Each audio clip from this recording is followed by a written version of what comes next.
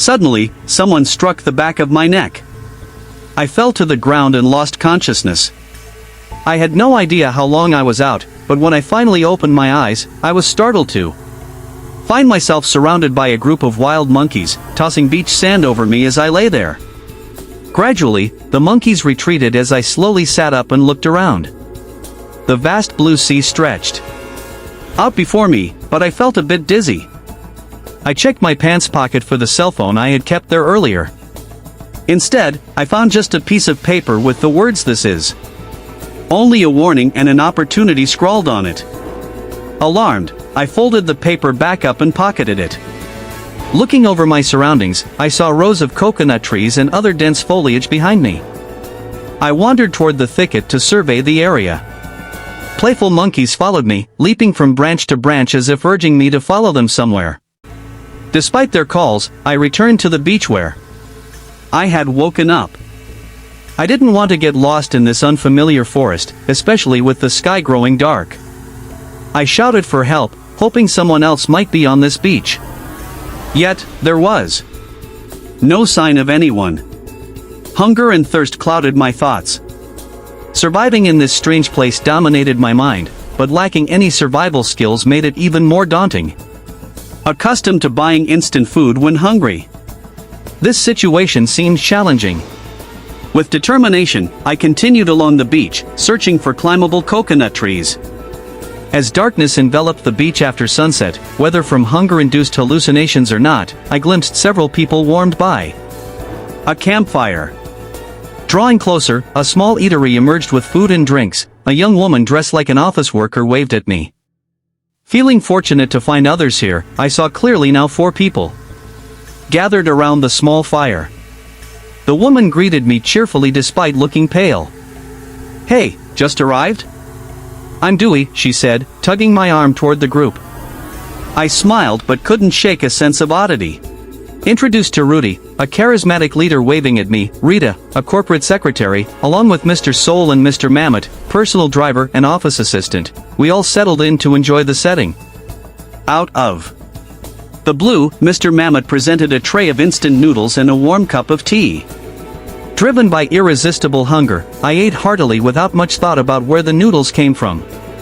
Once my hunger was satisfied, an overwhelming drowsiness hit me, leading to a deep sleep.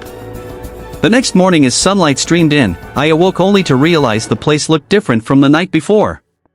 Seated on the sand, I scoured the area for those who had gathered with me the previous evening. As I surveyed the area, I found only remnants of charred wood, which seemed to have been there for a long while. Rising to my feet, I walked towards where I had seen a stall the day before, only to find dense trees in its place. The thought of the people I met last night lingered. Were they human or specters? This question hovered in my mind persistently. Suddenly, a large monkey dropped several coconuts near me. Hastily gathering them, I realized the monkey was unwilling to surrender its find. It growled, baring its sharp teeth. I picked up a stick to drive the monkey away, forcing it to retreat slowly. Eventually, after a struggle, I managed to open a young coconut and enjoyed the refreshing water and meat. Continuing along the beach, I searched for the spot where I had first regained consciousness yesterday and made my way into the forest.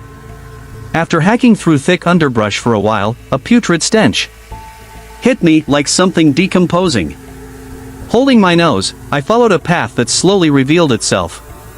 Not far off, a body lay sprawled in the undergrowth, bloodstains marking the leaves around it. Overcome with fear, I backed away and ran for fresh air. Once free from the nauseating odor, panting heavily and consumed by dread, I mustered the courage to return to the site of the corpse. Just a few steps back in, I nearly stepped on a neatly folded piece of paper. Reading it left me reeling. It bore writing identical to what I'd seen in my pants pocket yesterday. The message was merely a warning and an opportunity. Curbing my urge to approach the decaying body again, I returned to the beach for the remaining coconuts, recalling events that had led me here. My argument with Alex days ago hinted that he might be behind my presence in this place.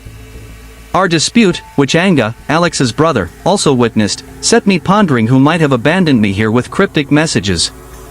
As I mulled over these thoughts, several large monkeys enclosed me, their eyes glinting with malice.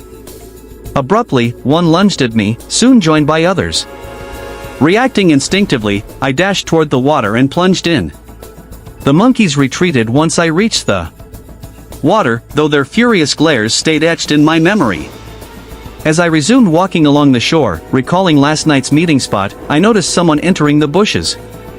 I yelled out the names of those I'd met previously, but only the sound of waves and bird calls responded. The sun now hung directly overhead, signaling midday. Cautiously approaching where I'd seen the figure earlier, clutching a long stick for protection against any more monkeys, I ventured into the coastal thicket. What I discovered there at midday horrified me. 3 human skeletons lay side by side.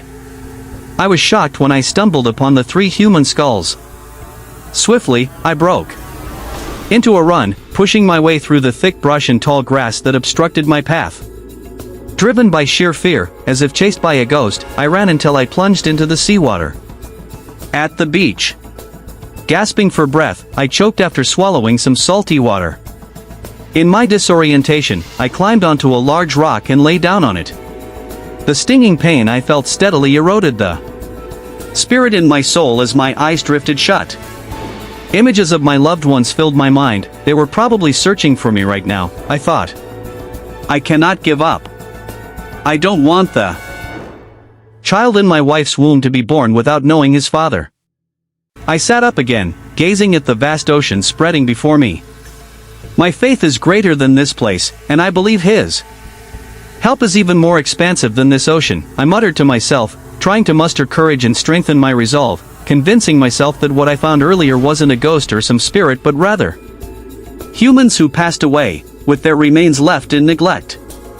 Now, I intended to lay these skeletal remains to rest, ensuring they had peace and prayers. Gathering my nerves, I made my way back through the undergrowth to where I had discovered the 3 human skeletons, armed with a flat stone about the size of my hand and a long stick. Just a few meters more and I'd reach them. When suddenly a female figure stood with her back to me. A surge of fear shot through me as goosebumps prickled my skin. "Do not be afraid," said Dewey, the woman who was with me last night by the campfire, speaking softly. "Please help these 3 find peace and pray for them, then return to where we gathered last night," she instructed before gliding back into the forest. Weak from relief, tears fell from my eyes. Crying seemed to lift some of the burden from my heart. My tears weren't for my own misfortunes but for those who had perished far from their families. Surely their families are searching for them and long for their return. I began clearing the vines and grass surrounding the skeletons before digging a grave wide enough for all 3. Once it was deep enough, I examined each set of bones, still clothed in attire that gave hints about their identities. The first had black pants and a brown shirt with a name written on the chest, Mammoth. Could this be the hero from last night? The person who shared instant noodles and warm tea with me was now resting here forever. I gently lifted the bones wrapped in black pants and a brown shirt into the grave, positioning them respectfully, repeating this process for the other 2 skeletons. Convinced that one of them, in a tattered white long sleeve and a once black cap now reddened by wear, was Pack Soul, the others surely had to be Rena.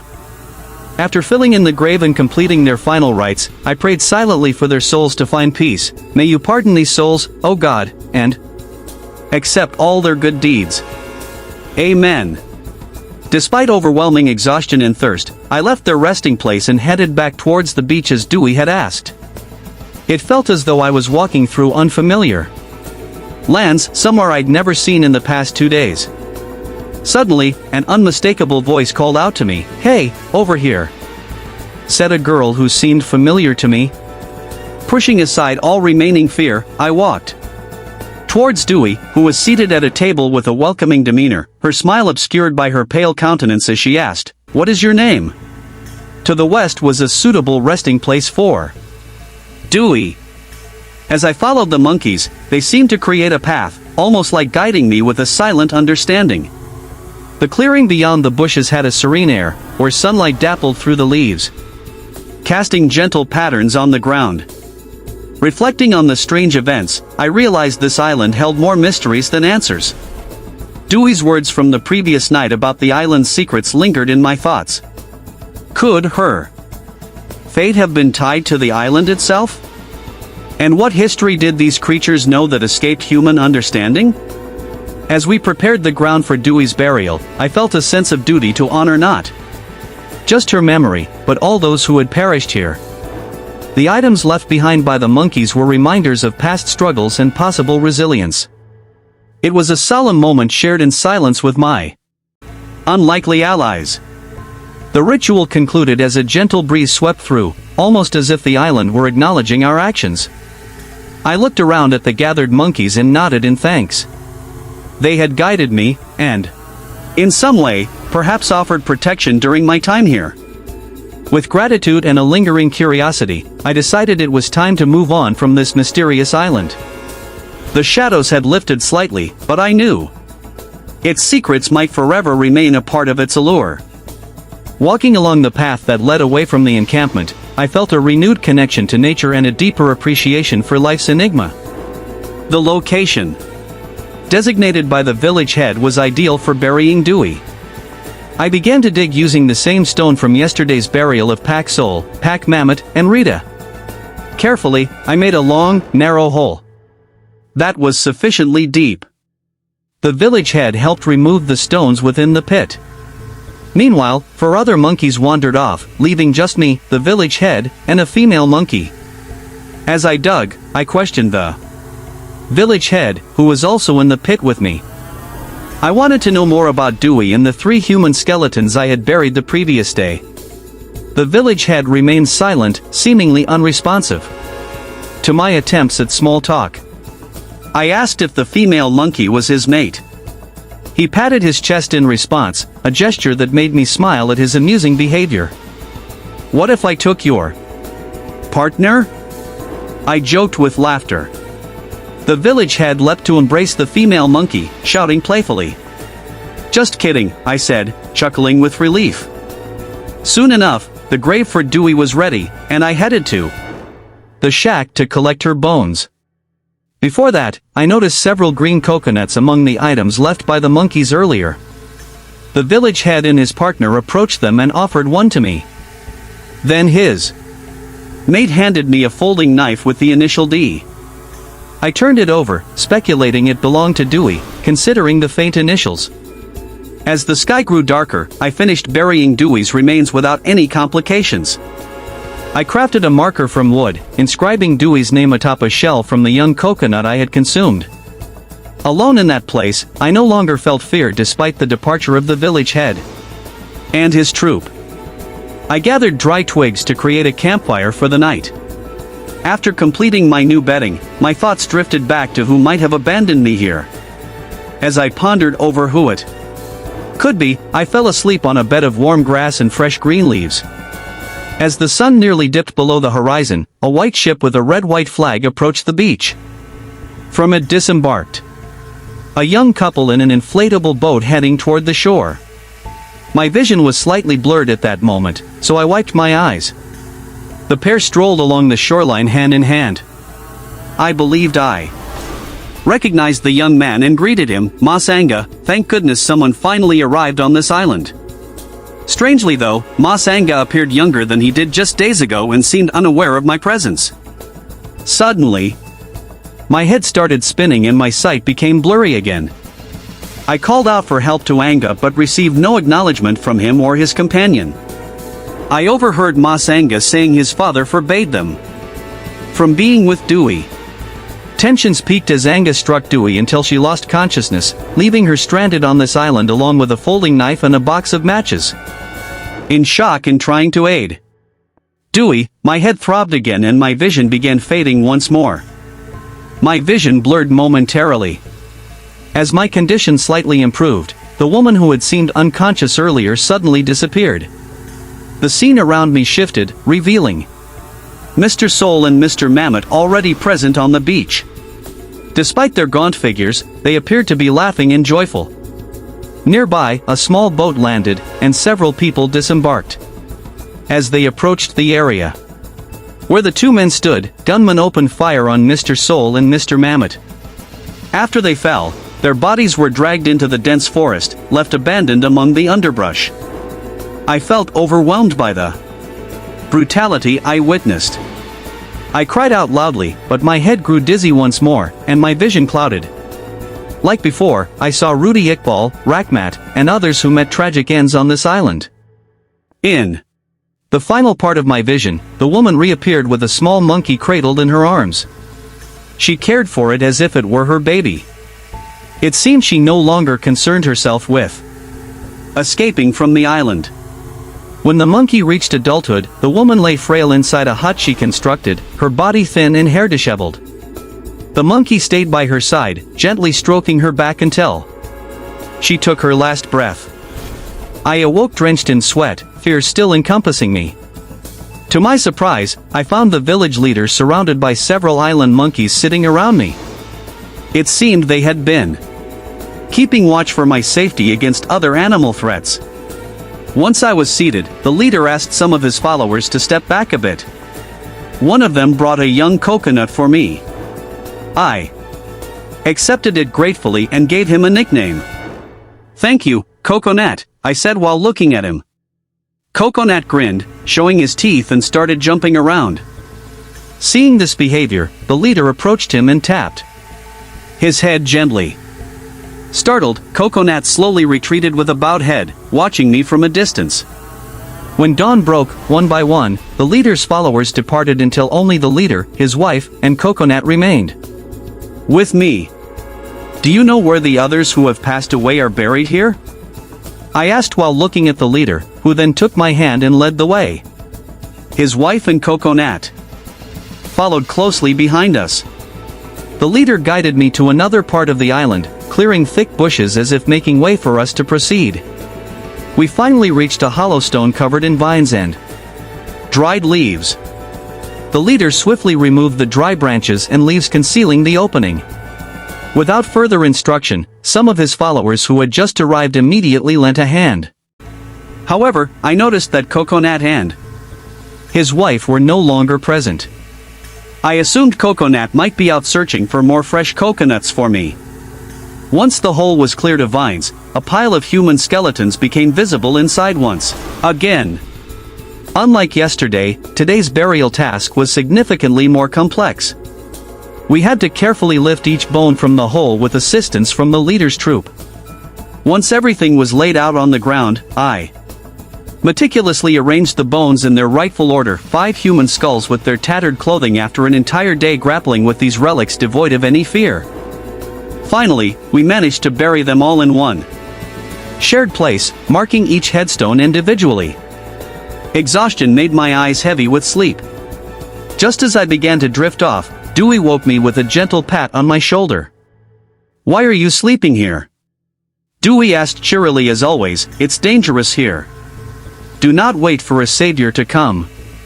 They intentionally kidnap and abandon people here, then, after a few weeks, return to finish them off," explained Dewey. As I was focused on Dewey, I didn't notice that the once silent place was now filled with laughter and chatter. The sounds made my skin crawl as I saw Rita, Mr. Soul, and Mr. Mammoth joking around Rudy. Several people I didn't recognize approached, thanking me for helping their jazz group. In the coming days, they'll arrive with new victims and ensure the place is secure, started Dayashi. Initiated the conversation. "So, what should I do, Root?" I asked, confused. "Prepare yourself, you have only 2 choices, kill or be killed," Rudy replied with a cold stare. "But I've never killed anyone, nor do I ever want to," I said, diverting my gaze towards Dewey. "This island belongs to the Kunaman family and is left deserted to deal with those in conflict with the Ganaman family and their close relatives." Dewey began recounting the island's history. "I once overheard a conversation between my future in-laws, Kanang and Sasanko, who own a maritime tourism company. They wanted to collaborate on this bizarre venture. Ganawan was a successful entrepreneur who had dabbled in government affairs. His crazy idea was to build a company offering assassination, kidnapping, and confinement services. Hearing Ganawan's insane plan terrified me. However, Anga assured me that his father wouldn't harm me. But fate had other plans. It was Anga who brought me here and left me alone. As a result, here I am, like a restless ghost, said Dewey while sticking her tongue out, making everyone laugh. Before surviving here for 2 years, it turned out Rudy and the 4 people whose skeletons you found were previous inhabitants. They helped me survive even after they were gone. A few years after my death, Rita, Mr. Soul, Mr. Mammoth, and others arrived. Why didn't they join us here? I asked curiously. The person standing there alone was discarded just a week ago and immediately killed. Their remains are still on the northern part of the island. We hope you can bury them, Dewey said. Besides burying their remains, you also need to find a safe place to take refuge, added Rudy. Use the area near my hut, suggested Dewey. It's the safest spot because it's in the middle of the island. Dharma and his buddies will watch over you. Alright, why, I'll follow your advice. Thanks for the information, but there's one more thing I'd like to ask, I said eagerly. What do you want to ask? Dewey asked cheerfully. Who is Dharma? I inquired curiously. Dharma is the monkey I've cared for since childhood, who stayed with me until the end, she replied with laughter echoing among us all. Days went by as my hut stood firm. I made use of discarded cans and other belongings left by Dewey. Each morning, I strolled along the beach searching for debris carried by the tide. I also learned how to spear fish at night. Along with Mr. Chief, what we called the monkey, and his companions, I learned to forage for edible fruits and leaves. We also crafted weapons like spears and bows from dry wood. I grew familiar with this island and lost track of how long I'd been here. I accepted being away from my family while continuing to pray for their safety. Once I had a place to live, I began mapping out the island and creating hideouts equipped with weapons and food supplies. The only way home is to wait for them to come and seize their boat. My quest to discover skeletons of others like Rudy continued unabated. I made sure to involve the village chief and his team, whose bond with me feels profoundly strong. Over time, I seem to have grown attuned to the way they communicate with their body language. Every night, Dewey often keeps me company either in person or through dreams. Rita, Pack Soul, and Pack Mammoth are always together, forming an inseparable trio. Lately, Rudy has been showing up more frequently, teaching me strategies for defense and combat. His presence piqued my curiosity, prompting me to ask about his past and what had led him to end up in this place. I own several businesses in Jakarta, Bandung, and Kalimantan, all of which have grown remarkably fast. I once acquired land from a struggling competitor and turned it into offices and warehouses. 3 years later, my competitor attempted to repurchase it, claiming it was a family inheritance. I refused to sell it back. This marked the start of the troubles Rudy described. Enraged by my refusal, the man resorted to various means to pressure me. First, he attempted to scare my family with threats of kidnapping my children, but these efforts failed due to the backing of some important acquaintances. The second attempt was darkly supernatural. He sent curses and malevolent spirits to my home. At a low point in my faith and vigilance, I was harmed by the curse. However, Allah sent someone to help lighten the damage. I even witnessed an incredible otherworldly battle between my savior and the malevolent entities that tormented me. When neither threats nor dark incantations worked, the man resorted to abducting me and bringing me to this island, Rudy recounted, his gaze distant and hollow. As we sat near a small fire I had built, Dewey suddenly appeared with the village chief. Interestingly, his demeanor softened in Dewey's presence, a stark contrast to his authoritative role as a leader of his team. Dewey smiled as she told me to prepare myself for an impending arrival of certain people because, according to her, I was their only hope for liberation from this island. Confused by her words, I asked for clarification. Rudy explained that their souls had been trapped because their remains were never properly buried. They were waiting for someone who could take their bones back to their families for a proper ceremony or alert the authorities about the island's situation. With quiet determination, he added that my survival here was key to helping them find closure.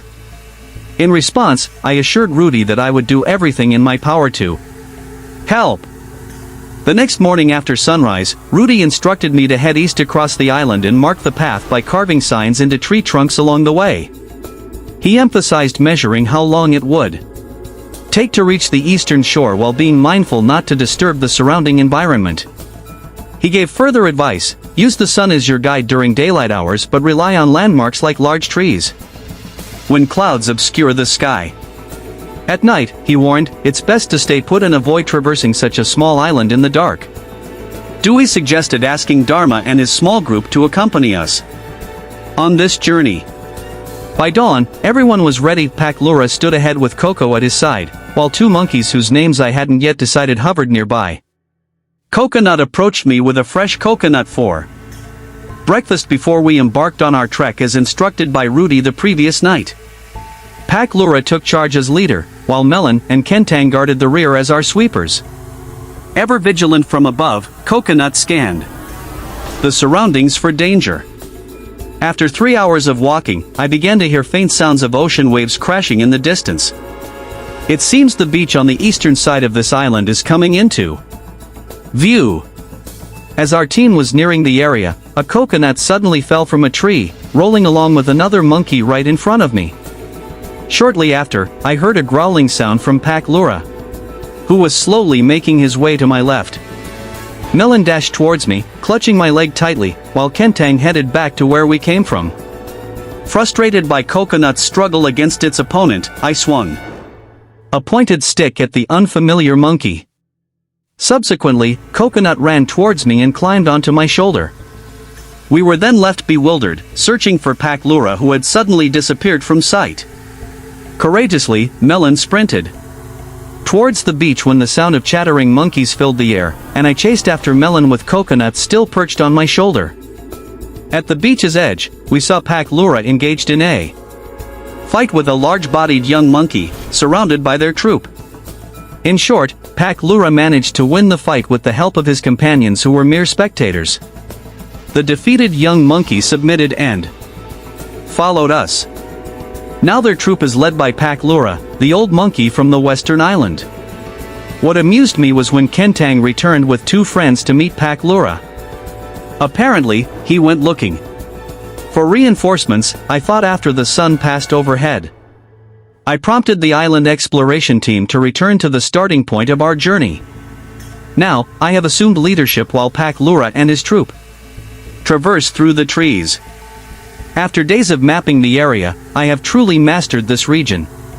Tonight, heavy rain pours down accompanied by lightning and strong winds. None of my friends from the different realm are beside me, prompting me to sleep early. As I was about to drift off, a lightning bolt struck a tree near where I was. Sitting there in contemplation, thinking about anything that comes to mind, momentary flashes of light illuminated the hut around me. Between those flashes, I was startled to see a figure of a woman with her head nearly severed and her tongue sticking out, her clothes soaked in blood. With eyes shut tight in fear, I tried to calm myself. After some time, a deep male voice echoed, pleading, "Why haven't you buried my body yet? Please finish me like the others." The voice kept resonating until fear finally lulled me to sleep. To be continued. Stay with us at folklore_ID, as this story is far from over. Look forward to its continuation where deeper mysteries will be revealed.